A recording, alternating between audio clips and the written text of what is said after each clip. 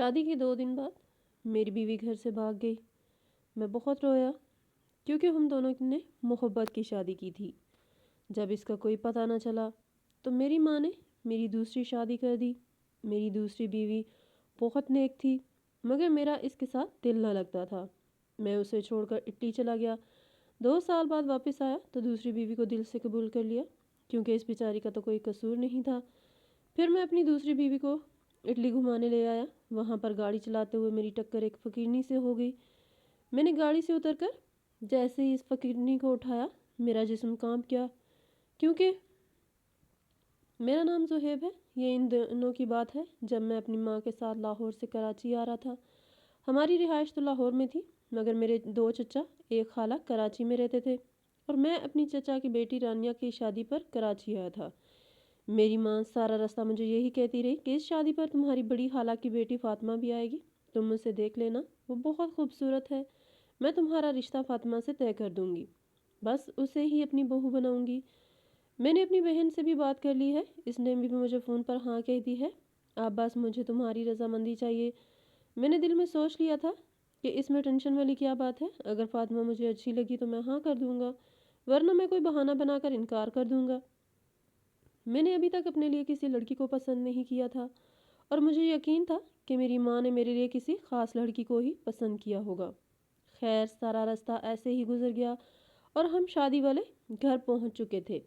یہاں کا ماحول بہت خوشگوار تھا۔ میرے ہم عمر کئی کزن تھے جو اچھے خاصے دوستانہ مزاج کے مالک تھے۔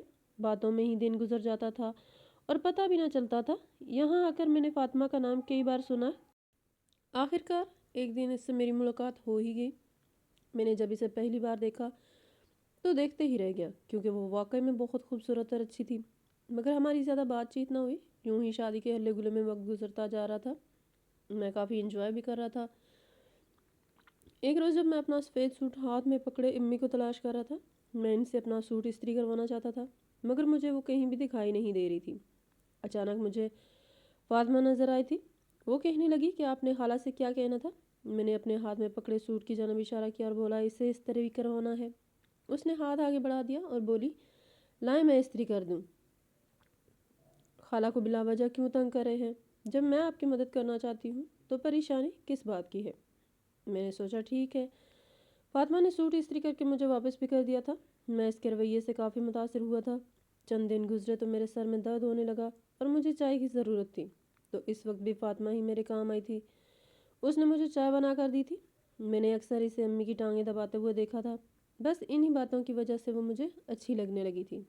میں نے محسوس کیا تھا کہ باقی لوگوں کے ساتھ اس کا رویہ کافی سخت تھا مگر میری امی سے وہ بے تحاشا پیار کرتی تھی۔ ایک دن میں اور امی کمرے میں بیٹھے ہوئے تھے، فاطمہ بھی وہیں پر آ گئی تو امی کہنے لگی کہ میری بہو آ گئی۔ اس بات پر وہ شرما گئی اور اٹھ کر کمرے سے باہر چلی گئی۔ اس کی اس ادا نے تو میرا دل ہی لے لیا تھا۔ فاطمہ میرے نام پر بڑی خوش ہوتی ہے۔ خیر امی نے کراچی میں ہی خالہ سے میرے لیے فاطمہ کا ہاتھ مانگ لیا تھا۔ خالہ نے جھٹ سے ہاں کر دی تو امی نے کہا کہ کراچی میں سارے رشتہ دار جمع ہوئے ہیں تو یہیں پر منگنی بھی کر دیتے ہیں۔ خالہ کو بھلا اس پر کیا اعتراض ہو سکتا تھا؟ امی نے کراچی میں ہی ہال بک کروایا تھا اور وہاں پر میری اور فاطمہ کی منگنی کی عالیشان تقریب کی تھی۔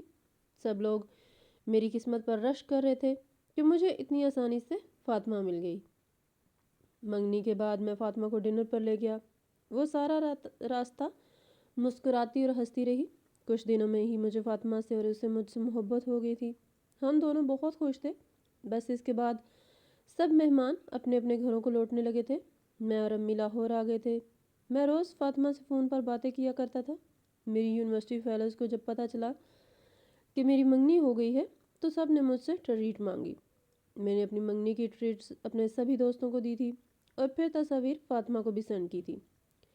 ایسے ہی 1 سال کا عرصہ گزر گیا اور اب ہماری شادی کا وقت آ گیا تھا، مگر پھر بھی امی نے خالہ سے شادی کی تاریخ مانگی تو خالہ نے 1 مہینے کا وقت تیاری کے لیے لے لیا تھا۔ ادھر امی نے بھی زور و شور سے تیاری کرنا شروع کر دی تھی۔ میں بھی امی کا برابر ہاتھ بٹایا کرتا تھا، جبکہ میری بہنیں تو 7ویں آسمان پر پہنچی ہوئی تھیں۔ انہوں نے 21 دن پہلے ہی میری ڈھولک رکھ دی تھی۔ وہ گھر میں اپنی سہیلیوں کو بلا کر خوب ہلا گلا کیا کرتی تھی۔ ہر طرف خوشیاں ہی خوشیاں تھیں۔ خالہ بھی بے انتہا خوش رہتی تھی۔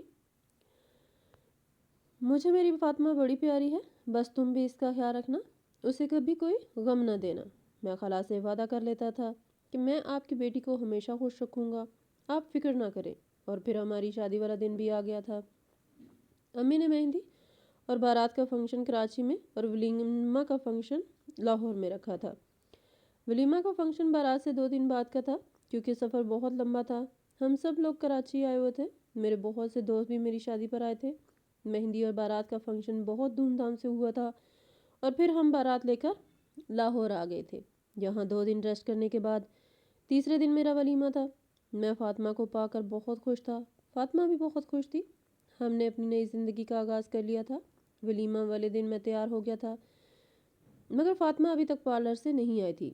انتظار کرتے کرتے 1 گھنٹہ گزر گیا تھا۔ میں بالکل بھی پریشان نہیں ہوا تھا، مجھے پتا تھا کہ لڑکیوں کی تیاری میں دیر لگ ہی جاتی ہے۔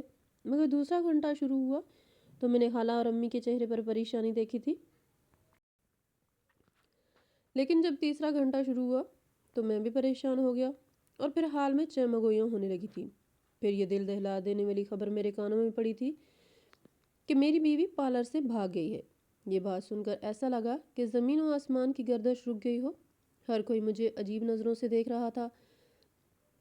لوگ یہی سوال کر رہے تھے کہ دولہے میں کس چیز کی کمی تھی، اچھا بھلا تو ہے، پھر دلہن اسے کیوں چھوڑ کر چلی گئی۔ اور کچھ لوگ تو میری بیوی کو بدکردار بھی کہہ رہے تھے۔ یہ باتیں میرے اعصاب پر ہتھوڑے کی طرح برس رہی تھی۔ میری آنکھوں میں آنسو آ گئے تھے۔ میری امی نے میرا ہاتھ پکڑ لیا تھا۔ میں نے روتے ہوئے امی سے کہا، میری فاطمہ ایسی نہیں کر سکتی، وہ تو مجھ سے بہت محبت کرتی تھی۔ خالہ نے میرے سامنے ہاتھ جوڑ دیے اور کہنے لگی، بیٹا تم مجھے معاف کر دینا، میں نے تو کبھی خواب میں بھی نہیں سوچا تھا کہ میری بیٹی ایسی حرکت کرے گی۔ سب لوگ مجھے دلاسا دے رہے تھے۔ پھر میں نے فاطمہ کو پورا لاہور چھان مارا، وہ کہیں نہیں ملی۔ سب حیران تھے کہ وہ کہاں چلی گئی۔ میں 6 ماہ سے تلاش کرتا رہا، مگر وہ کہیں نہ ملی۔ پھر میری امی نے میری دوسری شادی کرنے کا فیصلہ کیا تھا۔ میں بڑی مشکل سے دوسری شادی کے لیے مانا تھا۔ میرا دوسرا نکاح کر دیا گیا تھا۔ نکاح کے بعد میں چھت پر آ گیا تھا، میری آنکھوں سے آنسو گر رہے تھے۔ میری امی بھی میرے پیچھے ہی آ گئی تھی۔ انہوں نے میرے سر پر ہاتھ رکھا، بیٹا تمہارا دل دکھا ہے، مگر تم میری بات سنو۔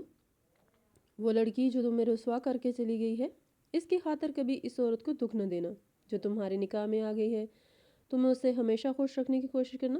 اب جاؤ اپنے کمرے میں چلے جاؤ۔ میں نے سر ہلا دیا۔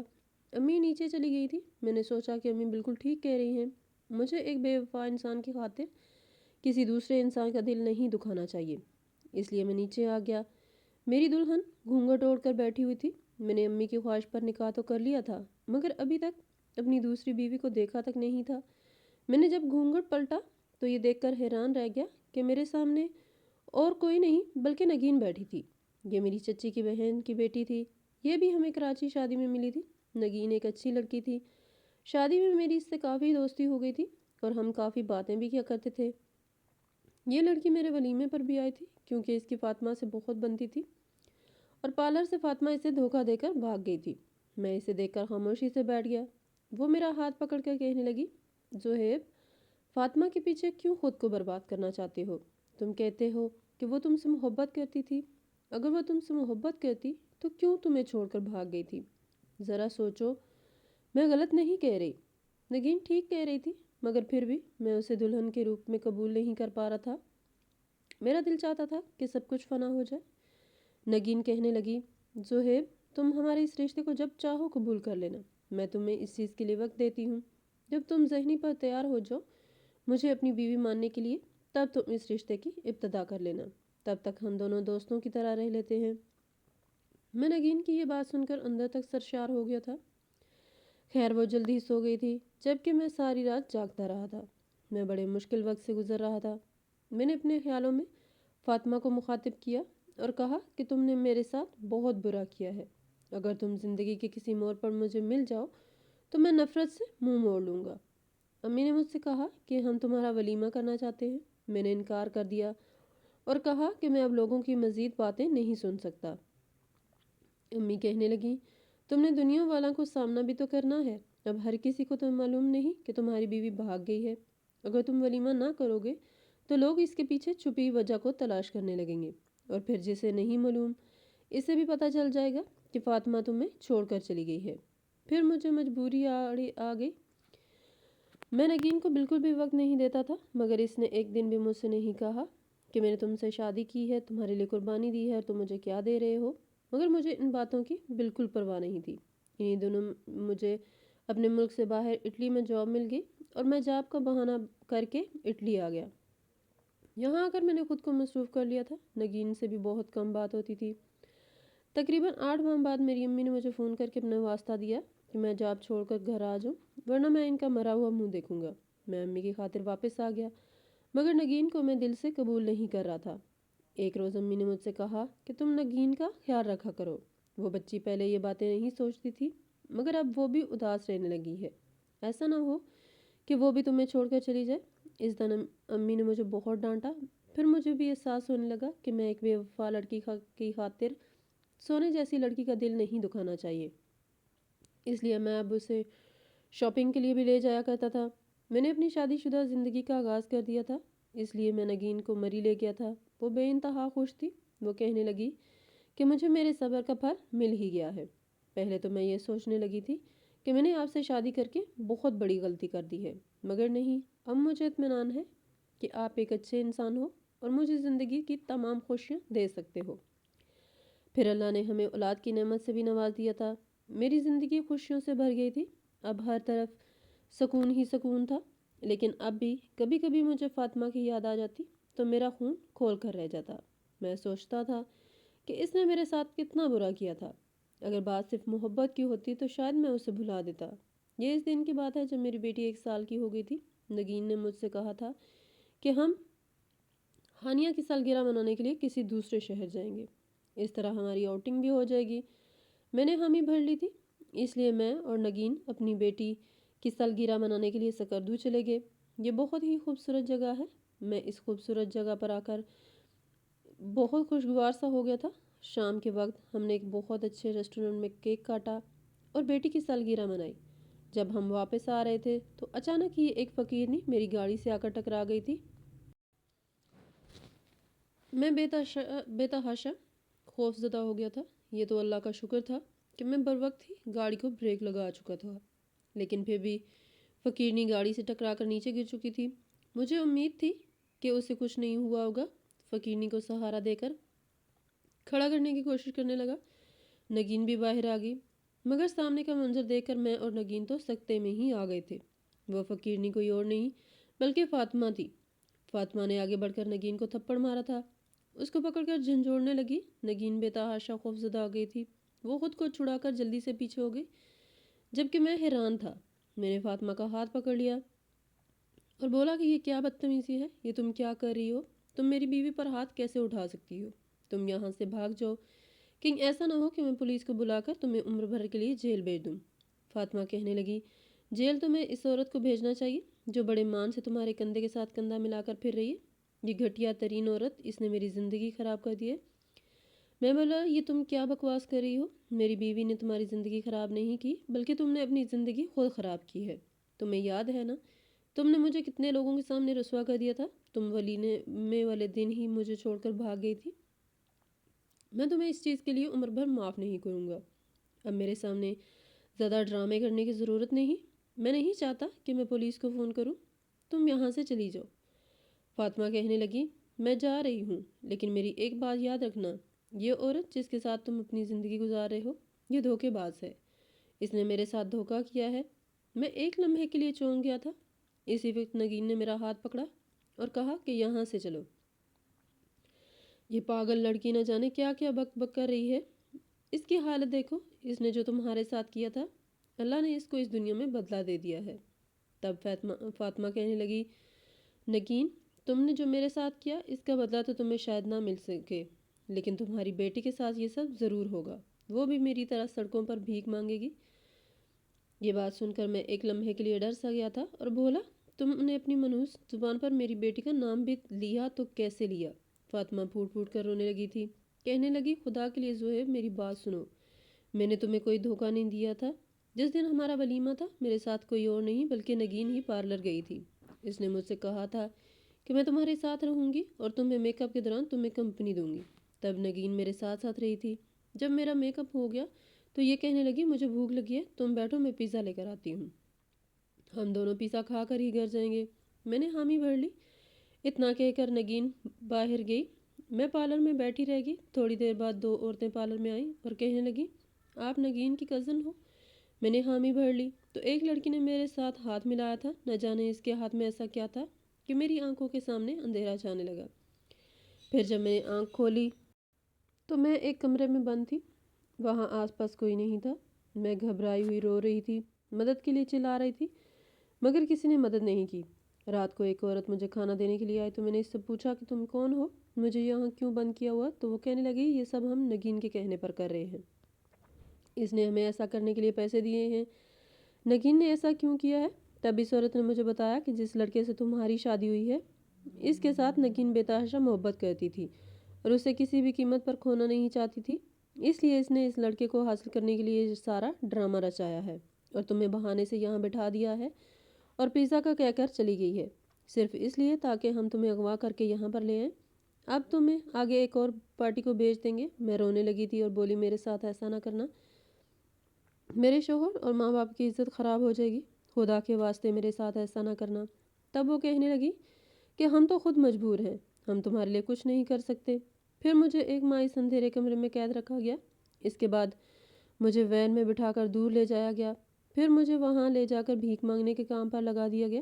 میں واپس گھر بھی نہیں آ سکتی تھی کیونکہ مجھے جس مافیا نے خریدا تھا ان کے پہرے بڑے سخت تھے۔ میرے ساتھ اور بھی کئی لوگ یہاں پر بھیک مانگنے کا کام کرتے ہیں اور جتنا بھی ہمارے پاس پیسہ جمع ہوتا ہے شام کو جا کر ہم اپنے مالک کو دے دیتے ہیں۔ نگین کہنے لگی یہ بکواس کر رہی ہے، جھوٹ بول رہی ہے، میں نے اس کے ساتھ ایسا کچھ نہیں کیا، یہ صرف خود کو بے گناہ ثابت کرنے کی کوشش کر رہی ہے۔ تب فاطمہ نے آگے بڑھ کر نگین کا ہاتھ ہماری بیٹی کے سر پر رکھ دیا تھا اور اس سے کہا کہ اب کھاؤ اپنی بیٹی کی قسم کہ تم نے میرے ساتھ ایسا نہیں کیا تھا۔ یہ بات سن کر نگین ڈر گئی اور پھوٹ پھوٹ کر رونے لگی تھی اور بولی تم ٹھیک کہہ رہی ہو۔ پھر اس نے فاطمہ کے سامنے ہاتھ جوڑے اور کہا کہ خدا کے لیے مجھے معاف کر دو، میں نے تمہارے ساتھ بہت ظلم کیا ہے۔ یہ بات سن کر میں سکتے میں آ گیا تھا۔ فاطمہ بولی زہیب مجھے بچپن سے ہی اس بات کے لیے تیار کیا گیا تھا کہ میری شادی تم سے ہو گئی، میں تمہیں اپنا مانتی تھی، میں تم سے محبت کرتی تھی، مگر نگین نے مجھ سے میری خوشیاں چھین لی ہے، میرے والدین کی عزت خراب کر دی اور مجھے سڑک پر لے آئی ہے۔